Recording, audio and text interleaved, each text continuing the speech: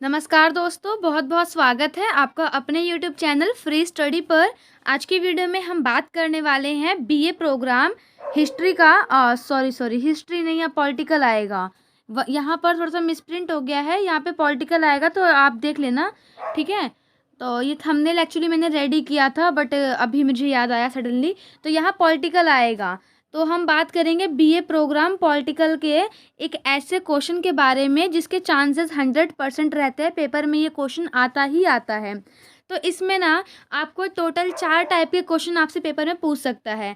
पहला टाइप का क्वेश्चन आपका रहता है कि मार्गेनथाउ के शास्त्रीय यथार्थवादी सिद्धांत के मूल सिद्धांत क्या हैं, व्याख्या करना है। मार्गेनथाउ के बारे में पूछ सकता है और यथार्थवादी सिद्धांत, क्योंकि ये जो यथार्थवादी सिद्धांत है वो मार्गेनथाउ ने ही दिया था, ठीक है। तो आपने यहाँ क्वेश्चन देखा, 4 टाइप से क्वेश्चन लिखे हुए हैं। कोई भी क्वेश्चन आपसे पूछे तो आपको पेपर में कैसे लिखना है मैंने प्रॉपर आपको लिख करके बताया है। सबसे पहले मैं आपको एक बात क्लियर कर देती हूँ, अगर आप रेगुलर से हो, सोल से हो या एनसी वेब से हो, कहीं से भी हो तो आपके लिए जो है ये वीडियो बहुत इंपॉर्टेंट होने वाली है। और अभी तक अगर आपने हमारे चैनल को सब्सक्राइब नहीं किया है तो चैनल को सब्सक्राइब ज़रूर करें, और टेलीग्राम का जो लिंक है आपको वीडियो के डिस्क्रिप्शन में प्रोवाइड करवा दिया है, हमारे टेलीग्राम चैनल को ज़रूर ज्वाइन करें। इसके अलावा आप लोगों ने इससे पहले यथार्थवादी सिद्धांत जो है वो पढ़ा होगा, लेकिन आज मैं आपको एकदम मतलब ऐसे शॉर्टकट में पढ़ाऊंगी ना, इतना ज़्यादा शॉर्ट में कि आप भी मतलब अगर आपको जैसे भी मैंने लिखा है, अगर आपको पसंद आए ना तो आप एक कमेंट करके मुझे ज़रूर बताना कि आपको जो ये ना कैसा लगा, मैंने आंसर कैसे आप लोगों के लिए प्रिपेयर किया है, और आपको आंसर पसंद आया कि नहीं आया और कितना समझ में आया मुझे वो भी बताना आप, ठीक है। तो चलो बिना किसी देरी का, बिना किसी लेक्चर की वीडियो की जो है शुरुआत करते हैं। सबसे पहले ना आपको ना भूमिका लिखनी है। भूमिका कैसे लिखनी है मैंने आपको शॉर्ट में बताया है, आप इन्हीं सारे पॉइंट को अपनी भूमिका के अंदर ऐड ऑन कर सकते हो। तो आपको मैं यहाँ पे बताती हूँ, जो मार्गेनथाउ ने यथार्थवादी जो उपागम दिया था, वो उपागम किसके थ्रू दिया था, अपनी एक उनकी बुक थी पॉलिटिक्स एमंग नेशन, जो कि 1948 में आई थी। उसी बुक के अंदर उन्होंने अपने यथार्थवादी विचारधारा को प्रकट किया था, यानी जो इनकी विचारधारा थी वो बताई थी। तो ये लाइन आपकी बहुत इंपॉर्टेंट है और मैंने बहुत शॉर्ट में लिखी है। पेपर में अगर आप ये चीज़ लिखते हो कि मार्गेनथाउ ने यथार्थवादी उपागम जो है अपनी पॉलिटिक्स अमंग नेशन में दिया था, जो कि उनकी बुक थी, एक प्रकार की पुस्तक थी, 1948 में वो पुस्तक आई थी। अब हम समझते हैं इसका अर्थ क्या होता है। यथार्थवादी का अर्थ क्या होता है, यथार्थवाद वस्तु के अस्तित्व यानी जो उसकी रियलिटी है, वस्तु के अस्तित्व को स्वीकारता है, यानी कि उसकी रियलिटी को एक्सेप्ट करता है और वस्तु की वास्तविकता पर बल देता है। उसकी जो रियलिटी है उसको एक्सेप्ट भी करता है, और उसकी जो रियलिटी है किसी भी वस्तु की, यानी किसी देश की वस्तु को यहाँ पर देश से कंपैरिजन किया गया है, और उस पर क्या है वो बल भी देता है। यह जो विचारधारा है ना भौतिकवाद पर आधारित है। अब देखो यहाँ पर यथार्थवादी वस्तु को उसी रूप में स्वीकारता है जिस रूप में वो दिखाई पड़ता है, परंतु आपको पता होगा अगर आपने दूसरा सिद्धांत इनका पढ़ा होगा, इनका नहीं मतलब वो किसी और का था, अगर वो आपने पढ़ा होगा तो वहाँ पर आपको पता है कि कल्पना की बात की गई है कि हम किस चीज़ को सोच सकते हैं, क्या होना चाहिए से उनका तात्पर्य था। लेकिन यहाँ पर इनका जो तात्पर्य होता है बिल्कुल अलग होता है, ठीक उसके अपोजिट होता है, क्योंकि वो लोग कल्पना की बात करते हैं, और जो ये जो विचारधारा है यथार्थवादी विचारधारा, ये जो वस्तु का रियल होता है, जो भी चीज़ रियल होता है, ये रियलिटी पे फोकस करते हैं, ठीक है। तो यहाँ पर मैंने एक टाइप से आपको अर्थ लिखा है कि यथार्थ का मतलब होता है सच, और वाद का मतलब होता है विचारधारा, यानी कि एक ऐसी विचारधारा जो सच पर जोर देती है, जो रियलिटी को एक्सेप्ट करती है। अब हम यहाँ पे देखते हैं विचारक के विचार, जो मैंने आपको ऊपर बताया वो आप भूमिका के अंदर उतना कुछ लिख सकते हो। इस अगर आप एग्ज़ाम में विचारक के विचार लिखते हो ना, तो जो चेकर होता है ना उनका एक अच्छा खासा इम्प्रेशन आपके ऊपर पड़ता है, और काफ़ी अच्छे मार्क्स आपको मिलना मतलब होता है कि मिल सकते हैं। तो आपकी मर्ज़ी है, ज़रूरी नहीं कि ये लिखो या मत लिखो, बट मैंने यहाँ पर आपको 2 विचारक के विचार लिखे हैं। सबसे पहला है कि थॉमस हॉब्स का, उनका क्या विचार था, वो कहते थे कि जिस तरह प्राकृतिक अवस्था में प्रत्येक व्यक्ति का उद्देश्य आत्म संरक्षण होता है, यानी कि सेल्फ डिफेंस होता है, उसी तरह अंतर्राष्ट्रीय संबंधों के संदर्भ में राज्य का भी यही उद्देश्य होता है। यानी कि जैसे एक व्यक्ति चाहता है कि उसका जो है आत्म संरक्षण रहे, यानी कि वो बचा रहे, अपने आप को बचाना, तो सेम उसी प्रकार अंतर्राष्ट्रीय यानी कि इंटरनेशनल लेवल पर भी एक देश ये चाहता है, एक राज्य ये चाहता है कि वो भी मतलब संरक्षण रहे, यानी कि वो भी सेफ और सिक्योर फील हो उसको भी। तो बेसिकली यहाँ पर ये बताया गया है। और उसके बाद जो सेकंड विचारक थे वो थे निकोलो मैकियावेली। निकोलो मैकियावेली ने क्या बोला है कि मनुष्य, शास्त्र, धन एवं रोटी युद्ध की शक्ति है। यानी कि युद्ध की शक्ति कौन है? मनुष्य। पहला मनुष्य, शास्त्र, धन एवं रोटी, परंतु इन चारों में प्रथम दो आवश्यक है। यानी कि कौन से दो इम्पोर्टेंस है? मनुष्य और शास्त्र मेन इम्पॉर्टेंट है, क्योंकि मनुष्य एवं शास्त्र धन एवं रोटी प्राप्त कर सकता है।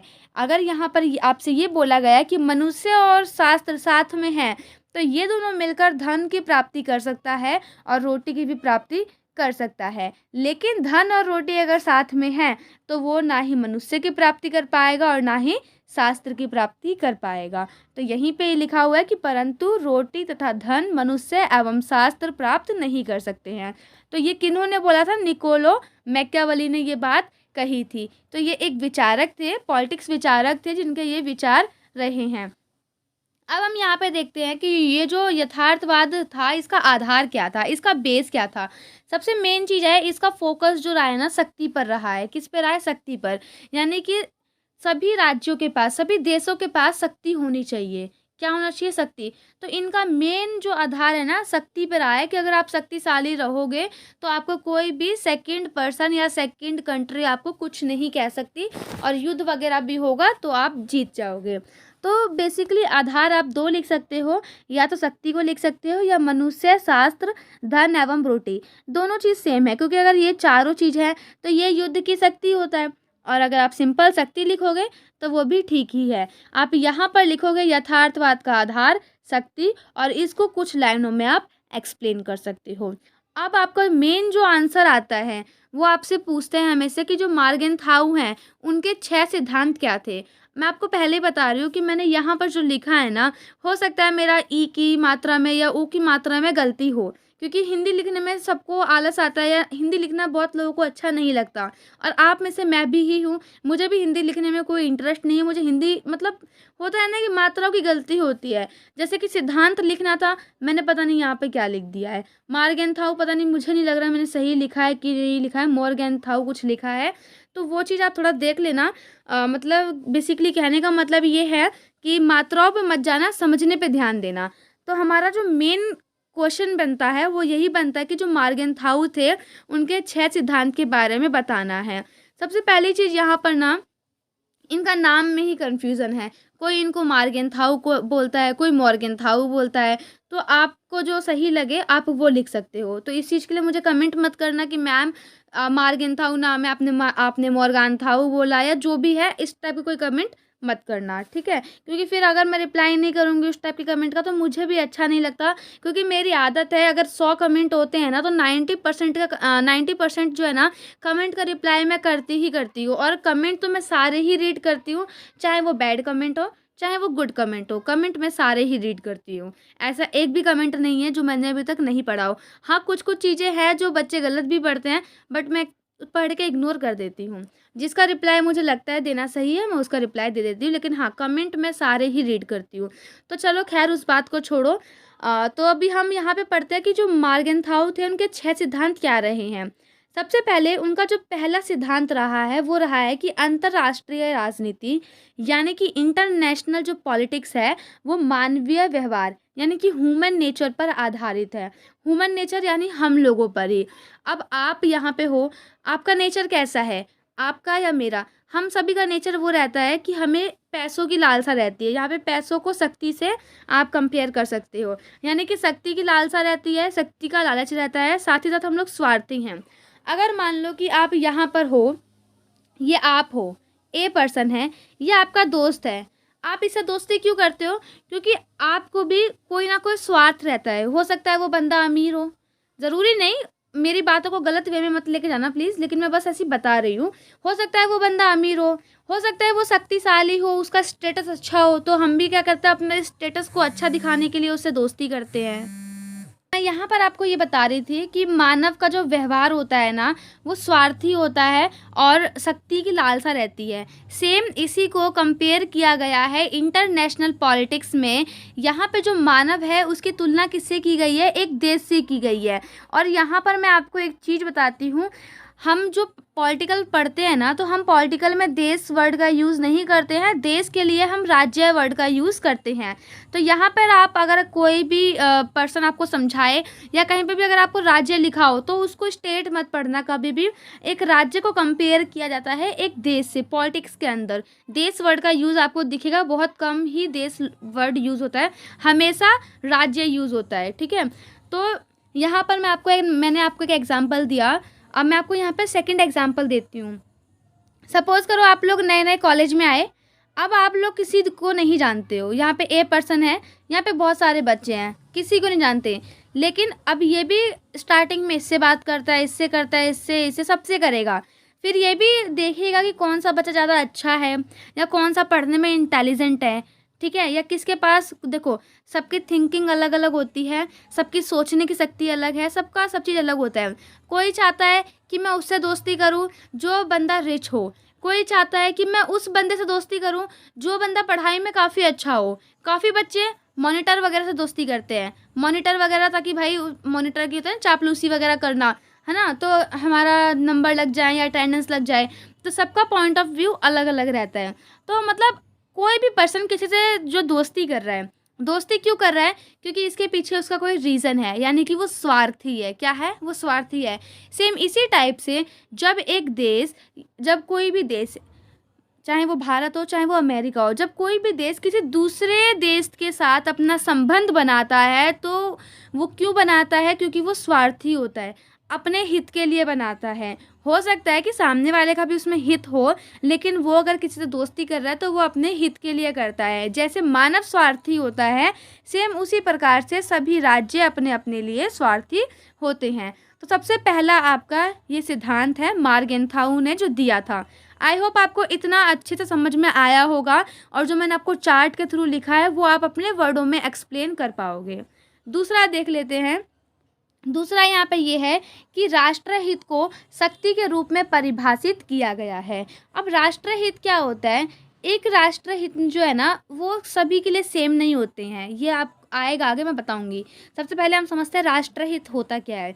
राष्ट्रहित होता है जो हमारे देश के हित के लिए जो अच्छे अच्छे काम होते हैं वो, जैसे कि बेरोजगारी देश में ना होना, सैन्य शक्ति होना, अपने देश को विकसित बनाना, अन्य राष्ट्र से ना डरना, और भी सबके राष्ट्र हित जो है अलग अलग हो सकते हैं, मेनली यही होते हैं। क्योंकि हित का मतलब क्या होता है? भलाई होता है। तो राष्ट्र हित मतलब राष्ट्र के जो हित में कार्य किए गए हो, या भलाई एक टाइप से कह सकते हो। तो यहाँ पे क्या बताया गया है कि राष्ट्र हित को शक्ति के रूप में परिभाषित किया गया है, यानी कि जिस भी राज्य के पास ये सब चीज़ें हैं, वो राष्ट्र क्या है? वो शक्तिशाली है, वो राज्य क्या है? शक्तिशाली है। यानी कि अगर किसी भी देश को शक्तिशाली बनना है तो उसका राष्ट्रहित बहुत अच्छा होना चाहिए, और राष्ट्रहित को ही शक्ति के रूप में परिभाषित किया गया है।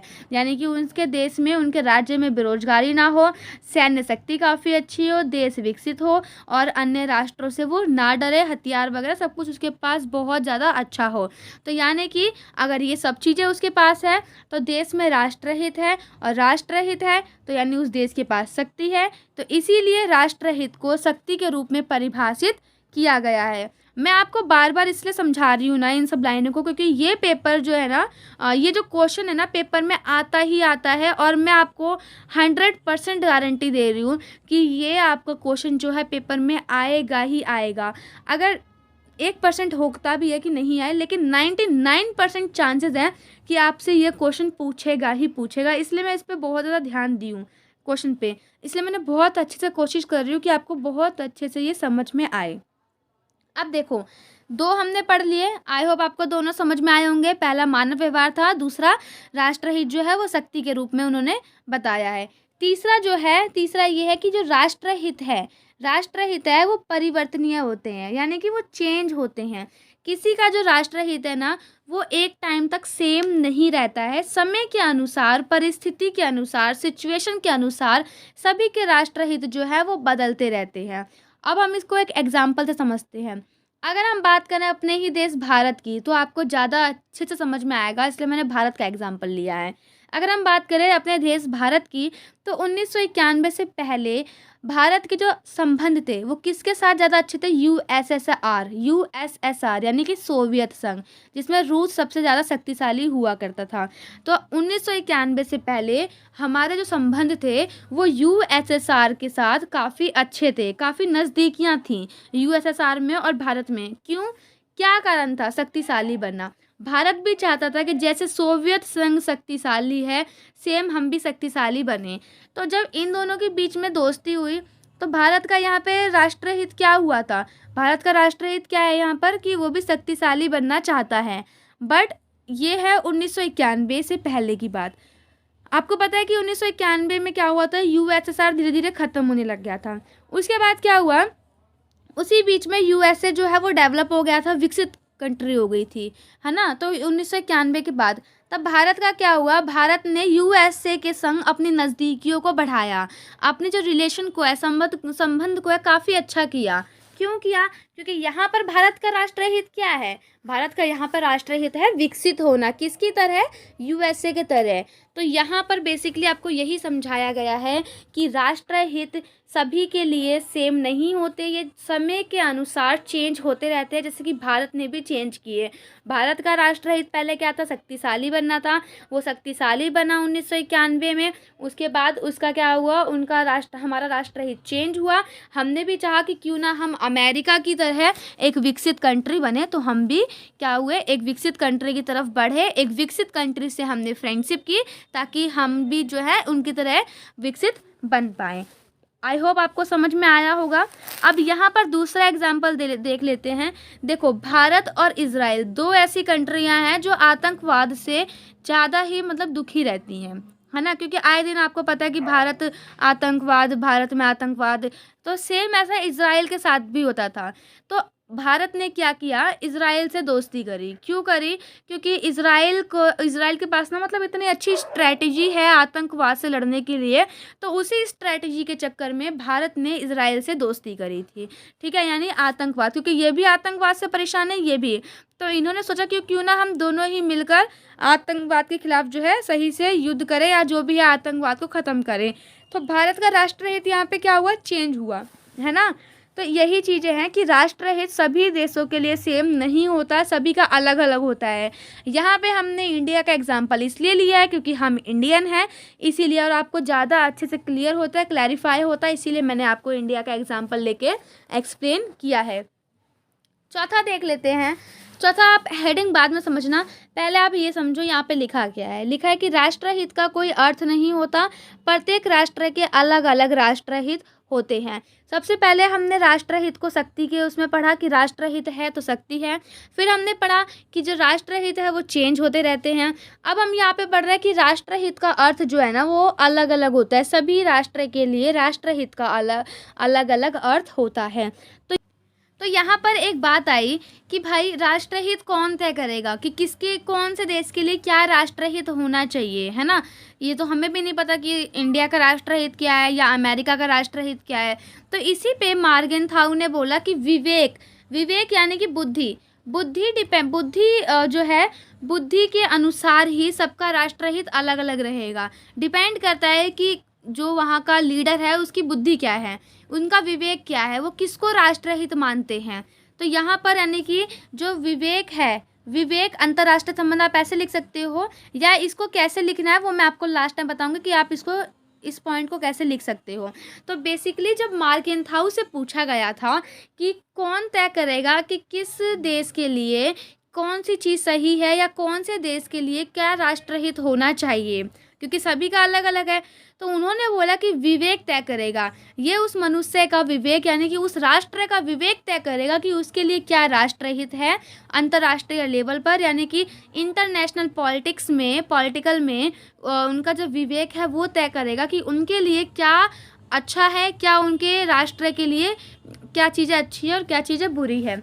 तो इसीलिए यहाँ पर बोला गया है कि राष्ट्रहित का ना कोई अर्थ नहीं है, प्रत्येक हर एक राष्ट्र के लिए अलग अलग राष्ट्रहित होते हैं।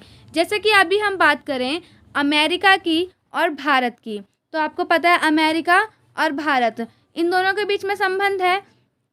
अब देखो, अमेरिका ने जब भारत के साथ संबंध बनाए तो अमेरिका का यहाँ पे राष्ट्रहित क्या था, व्यापार, कि उसका व्यापार अच्छा हो, क्योंकि आपको पता है भारत में जनसंख्या ज़्यादा अच्छी है, बाज़ार बहुत अच्छा है। तो अमेरिका चाहता था कि हमारा जो है व्यापार काफ़ी अच्छा बढ़े, मतलब अच्छा बने। तो अमेरिका का राष्ट्रहित क्या हुआ भारत से दोस्ती करने का, कि व्यापार। लेकिन जब भारत ने दोस्ती करी अमेरिका से, तो भारत का मोटिव क्या था, भारत का राष्ट्रहित क्या था, विकसित होना, किसकी तरह, अमेरिका की तरह। तो यहाँ पे आपने देखा कि अमेरिका अलग राष्ट्र है और भारत अलग राष्ट्र है, यानी कि प्रत्येक राष्ट्र के लिए राष्ट्रहित का मीनिंग जो है यहाँ बदल गया। भारत का क्या रहा कि उसे विकसित होना है, और अमेरिका का क्या रहा कि उसको व्यापार अपना बढ़ाना है। सेम ऐसे ही अगर हम यहाँ पे सेकंड एग्जांपल लें रूस का और भारत का, रूस और भारत के संबंध भी काफ़ी अच्छे रहे हैं और अच्छे हैं भी। तो अब यहाँ पर रूस ने जो भारत के संग संबंध बनाए, यहाँ पर उसका संबंध क्या थे कि उनका व्यापार अच्छा हो, किसका, रूस का। और भारत ने जो संबंध बनाए थे रूस के साथ, इसका क्या मोटिव था, इनका क्या राष्ट्रहित था भारत का यानी कि इंडिया का, कि शक्तिशाली बनना। रूस जैसे शक्तिशाली है, क्योंकि आपको पता है हम जो परमाणु बम, परमाणु ऊर्जा जो भी खरीदते हैं या जो बनाते हैं, कैसे बनाते हैं, क्या क्या चीज़ें होनी चाहिए, क्या कैसे खरीदते हैं, पहले हमने कहाँ से स्टार्ट करी, रूस से स्टार्ट करी है। तो हम इनसे क्या कर रहे हैं, परमाणु ऊर्जा खरीद रहे हैं, इनका व्यापार अच्छा हो रहा है और साथ ही साथ भारत शक्तिशाली हो रहा है। तो देखा आपने कि यहाँ पे प्रत्येक राष्ट्र के लिए राष्ट्रहित का मीनिंग जो है वो बदल जाता है, यानी कि सभी के लिए राष्ट्रहित का मीनिंग अलग अलग हो जाता है। तो हमने यहाँ पर 4 पढ़ लिए हैं। पांचवा हम देख लेते हैं। पांचवा सिद्धांत ये था कि अंतर्राष्ट्रीय राजनीति में मानवीय नैतिक मूल्यों को नहीं अपनाया जाता। अब मानवीय नैतिक मूल्य क्या होते हैं, 2 मूल्य होते हैं, एक होता है मानव का नैतिक मूल्य और दूसरा होता है राष्ट्र का नैतिक मूल्य। मानव का नैतिक मूल्य ये होता है कि जो हम बचपन से अपने घर में सीखते हैं, झूठ नहीं बोलना, अपने से बड़ों की रिस्पेक्ट करनी है, किसी को मारना नहीं है, लड़ाई नहीं करनी, और मतलब यही चीज़ें हमारा नैतिक मूल्य है, यानी मोरल वैल्यूज़ है। लेकिन अंतर्राष्ट्रीय लेवल पर ये जो मानव की जो नैतिक मूल्य ना, इनकी कोई जगह नहीं है, इनको नहीं अपनाया जा सकता। यहाँ पर ये बोला गया किसको अपनाना है, राष्ट्रों के नैतिक मूल्य। और एक राष्ट्र का नैतिक मूल्य क्या होता है, शक्तिशाली बनना और विकसित होना। किसके अनुसार, मार्गेंथाउ के अनुसार। अकॉर्डिंग टू मार्गेंथाउ जो राष्ट्र का जो मोरल वैल्यूज़ है वो है शक्तिशाली बनना और विकसित होना।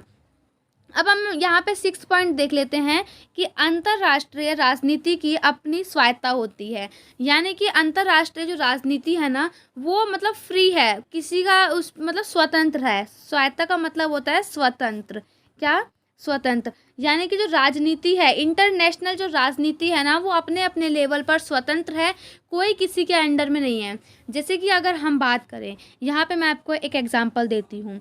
अगर हम बात करें आर्थिक की, अंतर्राष्ट्रीय लेवल पे आर्थिक आपने पढ़ा होगा, आर्थिक चीज़ों की, या हम भारत के अंदर ही पढ़ते हैं आर्थिक के बारे में। तो आर्थिक चीज़ें डिपेंड होती है ना एक दूसरे से, फर्स्ट से सेकंड, सेकंड से थर्ड आपने पढ़ा होगा, फर्स्ट प्राइमरी सेकंड प्राइमरी, यानी कि अगर कोई भी चीज़ बनता है तो कोई ना कोई एक दूसरे पर निर्भर रहता है। जैसे कि कोई कुछ भी चीज़ बना तो पहले कच्चा माल से मशीनों पे जाएगा, मशीनों से यहाँ जाएगा। तो बेसिकली अर्थव्यवस्था क्या होता है, एक दूसरे पर डिपेंड होता है, निर्भर होता है, एज अ चेन वर्क करता है ना। लेकिन यहाँ पर क्या है, मार्गेंथाउ ने ये बोला कि राजनीति जो है ना वो स्वतंत्र है, वो किसी पर डिपेंड नहीं है। ठीक है, तो आई होप आपको ये 6 जो पॉइंट है वो समझ में आए होंगे, और मैंने आपको बहुत टाइम दिया, बहुत अच्छे से समझाने की कोशिश करी कि आपको ये चीज़ समझ में आए। तो मैं आशा करती हूँ आपको समझ में आया। मैं यहाँ पे एक्चुअली वीडियो देख रही हूँ, वीडियो बहुत लंबी होती जा रही है, और इतना मुझे पता है कि लेंथी वीडियो कोई बच्चा नहीं देखता, क्योंकि जब मैं आपकी एज पे थी तो मैं भी नहीं देखती थी, मैं भी स्किप करती थी या आगे बढ़ा के देखना। तो मैं सोच रही हूँ कि मैं फटाफट अब इसको पढ़ा ही दूँ। अब देखो हम यहाँ पर ना आलोचना की बात कर लेते हैं। देखो अब हम यहाँ पे बात कर लेते हैं थोड़ा सा आलोचना के बारे में। आलोचना देखो कैसे होती है, जब भी कोई नई विचारधारा आती है ना, तभी पुरानी चीज़ की आलोचना की जाती है। तो आपको पता है कि यथार्थवाद के बाद नव यथार्थवाद आया, और जब नव यथार्थवाद आया तो उसने उसकी आलोचना करी, यानी यथार्थवाद ने यथार्थवाद की आलोचना करी, तभी एक नई विचारधारा आई। तो एक नई विचारधारा आने का क्या प्रमुख रीज़न रहता है कि जो पुरानी विचारधारा है उसके बारे में बुराई करना या उसमें कुछ मॉडिफिकेशन करना। ठीक है, तो देखो केनेथ वेल्टिस जो थे उनके द्वारा नव यथार्थवाद के रूप में, मतलब जो है नव यथार्थवाद के रूप में आलोचना की गई। किसकी? यथार्थवाद की। उन्होंने अपनी पुस्तक का नाम था a theory of international relation, अपनी बुक में लिखा था नव यथार्थवाद के बारे में, जिसमें उन्होंने यथार्थवाद की आलोचना करी और उसकी आलोचना करके नव यथार्थवाद का उदय किया। ठीक है, अब एक एक करके यहाँ पे थोड़ा सा हमने पढ़ा कि आलोचना करते कैसे हैं। आलोचना करी तो क्या क्या बातें उन्होंने किन किन बातों पे बल दिया वो देखते हैं। सबसे पहला क्या था कि यथार्थवाद में जहाँ मानव स्वभाव को स्वार्थी और लोभी माना जाता है, वहीं नव यथार्थवाद में मानव को इतना स्वार्थी और लोभी नहीं माना जाता। क्यों? बल्कि अंतर्राष्ट्रीय संरचना को इसका जिम्मेदार माना जाता है, जो मौजूद हिंसा है वह असंतुलन। यानी कि इनका कहना सीधा सा ये था कि यथार्थवाद ने जो बोला है ना कि मानव का जो स्वभाव है वो स्वार्थी है, वो लोभी है, तो ऐसा होता है किसके अकॉर्डिंग? यथार्थवाद के। लेकिन नव यथार्थवाद के अकॉर्डिंग ऐसा नहीं है। उनके अकॉर्डिंग ये है कि जो भी वर्ल्ड वार या first world war, second world war, जो भी वर्ल्ड वार होते हैं ना, या जो भी युद्ध होते हैं, वो किस पर डिपेंड करता है? वो अंतर्राष्ट्रीय संरचना यानी स्ट्रक्चर पर डिपेंड करता है।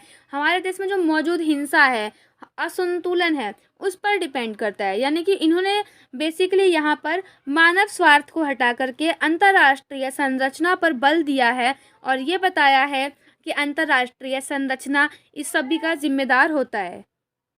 उनका सेकंड पॉइंट ये था कि यथार्थवाद जो है वो मानव स्वभाव से तुलना करता है।